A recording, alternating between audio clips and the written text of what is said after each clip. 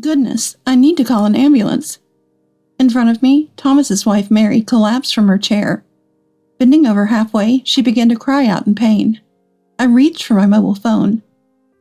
Granny, you don't need to call. My granddaughter Jennifer stopped me from reaching for my phone, and I was shocked to hear why. She knew all about the unbelievable plan. My name is Susan. I'm a 54-year-old web designer. My husband David has been working in the French branch of a major trading company for 9 years. He returns to the country for emergencies and important occasions, but generally he doesn't come back. We both love our jobs, so I have no complaints about David. My work, simply put, can be done anywhere with a computer. I considered going to France with David, but there was a reason I didn't. Around the time David's assignment in France was confirmed, Thomas and his wife were expecting a child. We've been living with Thomas and his wife since they got married. Mary's family home is far, and her brother and his wife are living there. It seemed difficult for her to return home for childbirth, as her sister-in-law was also expecting at the same time. This child would be my first grandchild. Having me, who works from home, will be reassuring for Mary during her first childbirth, I thought. David agreed with my decision to stay in America. After graduating from vocational school, Thomas works at a local car repair shop. Mary took a short break from her part-time job before and after giving birth, but returned to work quickly. She now works part-time at a nearby cafe. I still remember what Mary said to me right after they moved in. "You work from home, so you'll take care of the housework," she said with a smile. Indeed, I work from home, but I'm not that free. Even though Mary works part-time, she only works half a day in the morning or afternoon. She clearly has more time for household chores. But Mary completely abandoned her housework duties as if it was natural. Eventually, the household chores were divided between David and me, just like before Thomas and his wife moved in. With more people living together, household chores obviously doubled. Thomas and his wife, acting like guests, didn't do any housework. We were left scrambling and struggling with the doubled housework, busier than our previous life. Now I handle all the housework alone. I was truly happy when my first granddaughter Jennifer was born. David had to go abroad for work immediately, so he was a bit sad, but it couldn't be helped. Jennifer was very cute from when she was a baby. She's now 9 years old. A 9-year-old girl, with her mature speech and behavior, is such an adorable age. Jennifer has grown into a girl who speaks and acts maturely. However, Mary seemed uninterested in Jennifer from when she was a baby.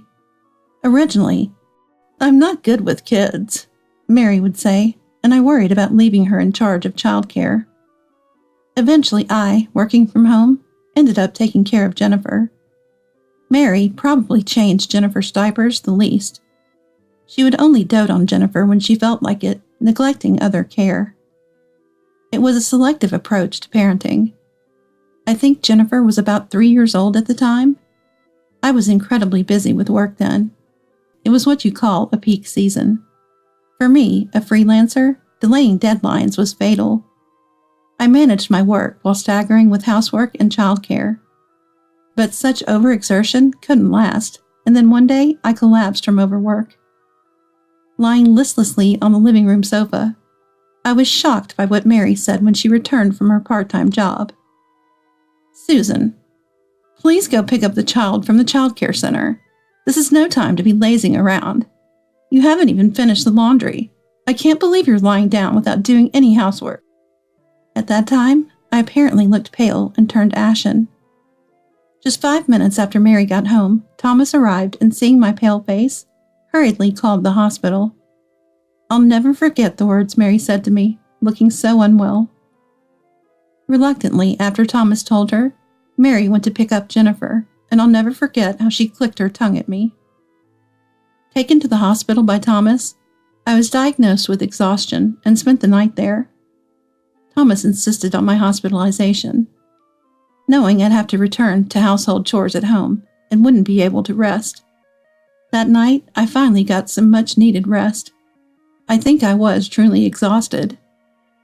Although I recovered, I missed the deadlines for several jobs. Frustrated, I started focusing more on my work. I made it clear to Mary. I want us to share the household chores. Probably because Thomas was listening, Mary unusually agreed. Okay. However, Mary's words never turned into action. She helped a bit with the chores, but the basic role of running the household remained mine. I remind myself that not everything improves at once. Otherwise, I feel like getting angry at Mary. Living with Thomas and his wife has become like a test of my patience. I realized as Jennifer grew older that Mary is quite vain. Before Parents' Day, she always buys new clothes. I'd understand if it were for Jennifer, but Mary only buys for herself. Jennifer, now at an age wanting to dress up, is left with hand-me-downs or thrift shop clothes. Jennifer is always dressed in things she buys at thrift stores or hand-me-downs from her cousins. Mary seems to deceive Thomas about her spending. Showing him Jennifer's thrift shop clothes, she'd say, "It was cheap." Then, with her newly bought clothes after that, "I bought this too." She'd act as if they were bargains from the thrift shop too. She's quite cunning. Not wanting to interfere too much, I never commented on this. All I can do is buy new clothes with Jennifer every season. Seeing Jennifer's happy face became my joy. I believe a bond stronger than just grandmother and granddaughter formed between us. Don't spoil Jennifer too much, Susan. Buying her too many things isn't good for her upbringing. If you're buying for Jennifer, buy for me instead. Mary, waiting for me and Jennifer after we returned from clothes shopping, said this irritably. Jennifer shrank back, hiding behind me. Mary, you buy enough for yourself. And about spoiling, I'm just replacing clothes that have become too small for her.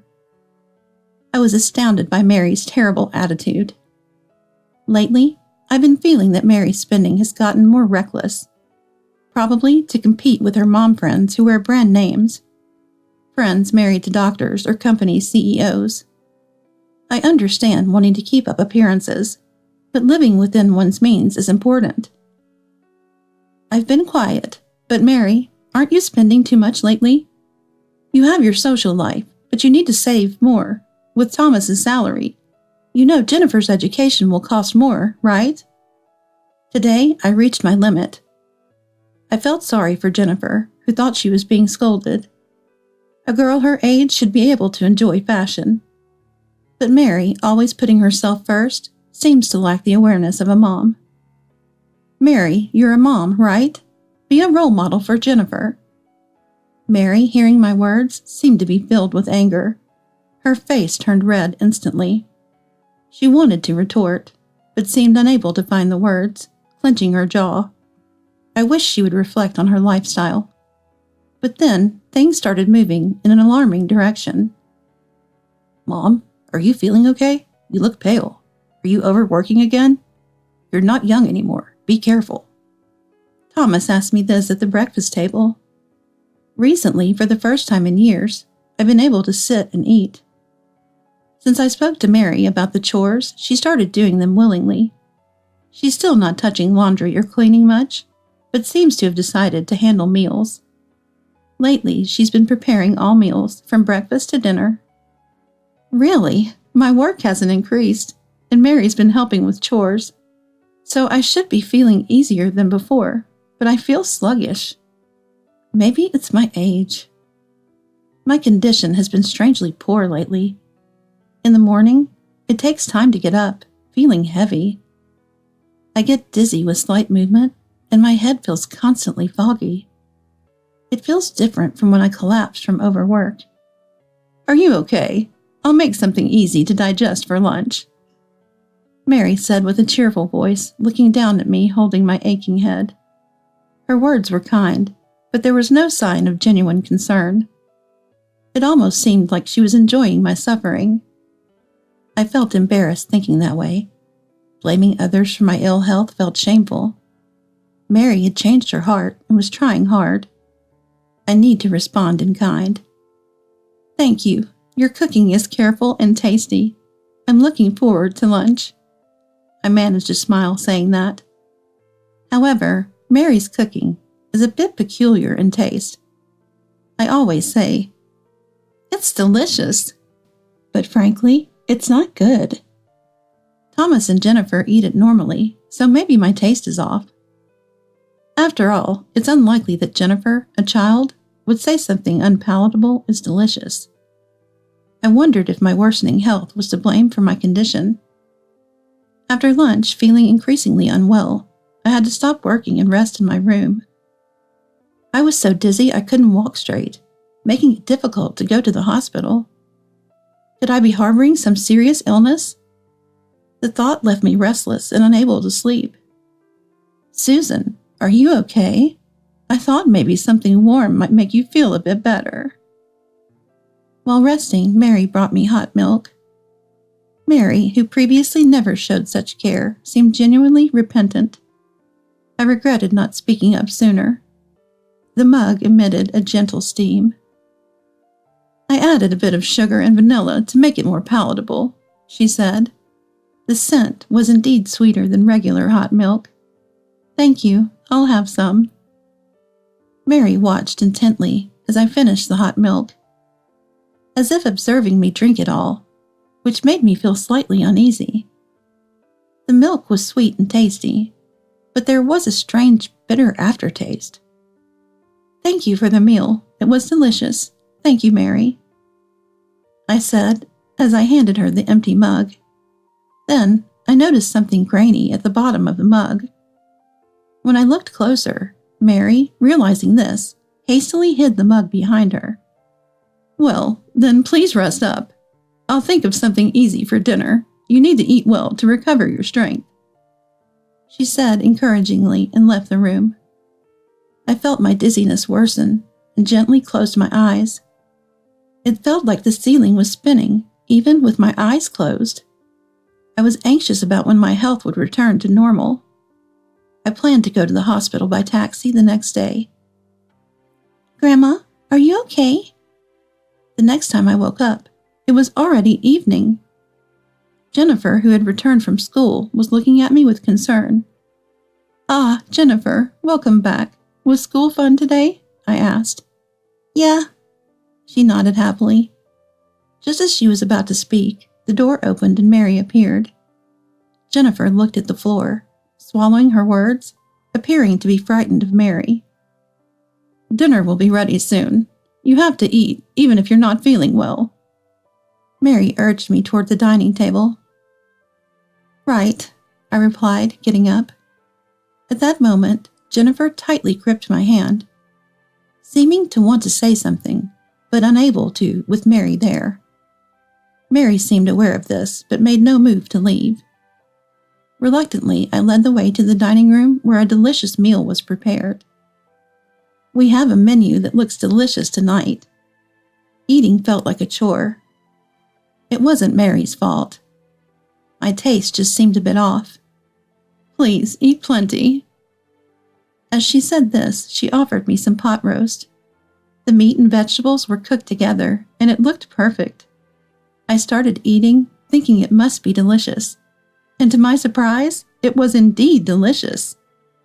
"Mary, this is really good."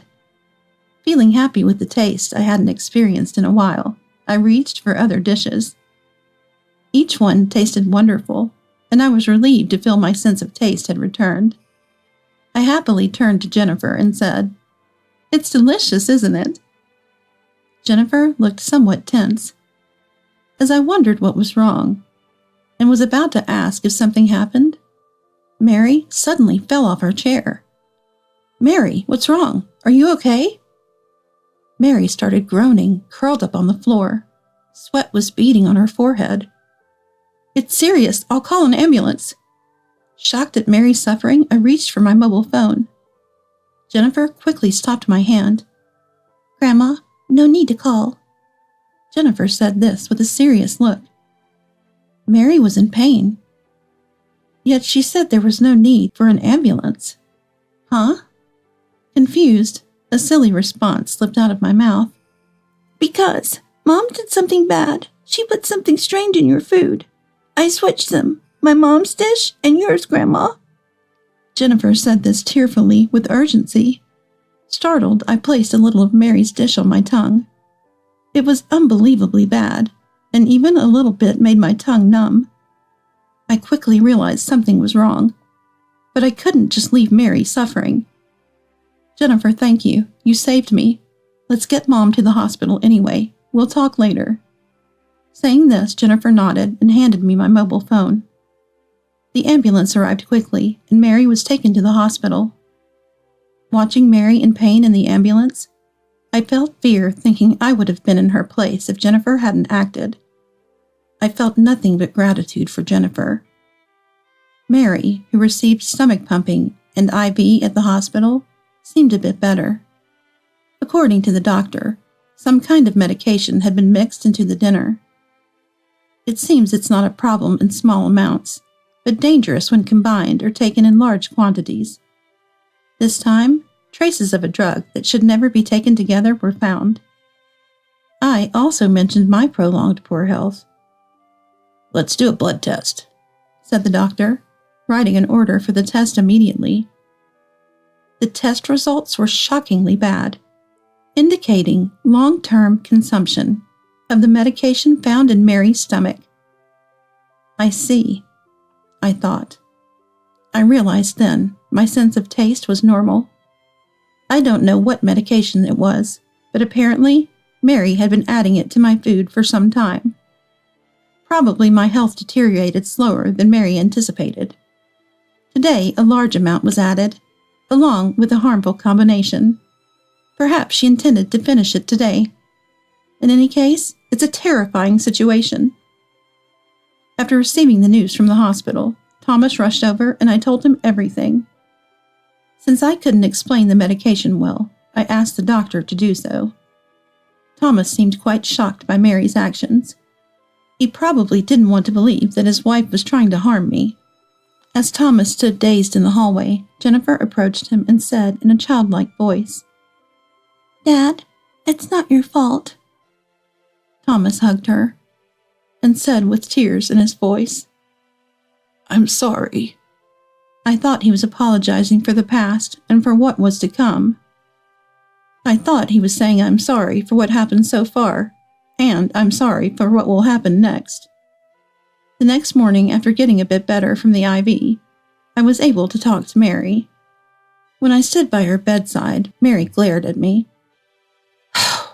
"You don't seem to think it's your fault, judging by that attitude." I sighed, dismayed by Mary's attitude. "Why are you still so lively? Isn't your body a bit too sturdy?" Mary spat out those words, even while lying in bed. "What bothered you so much? Was I in your way? Well, don't worry. By the time you are discharged, we won't see each other again." At my words, Mary's voice trembled as she asked, "What do you mean?" "I brought this from Thomas. He said he doesn't want to see your face anymore." I said this as I unfolded the divorce papers in front of Mary. It was a divorce application already signed by Thomas. Mary looked at it in shock, her eyes wide open. Probably she never thought Thomas would suggest divorce. Thomas had always been on Mary's side. I had told him since the beginning of their marriage. Always side with your wife in a mother-in-law and daughter-in-law conflict. I've suffered a bit from mother-in-law and daughter-in-law conflicts myself. I know how difficult marriage can be. Thomas understood my thoughts correctly, but this incident was not a matter to be taken lightly. It could have been life-threatening. Thomas had made his decision. Lies. Thomas would never leave me. Susan, what did you say to him? You should have just died sooner. Mary yelled at me with enough energy to glare, but she still couldn't move on her own.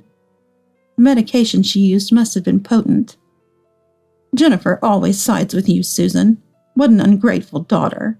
Not helping her mother, despite everything I've told her.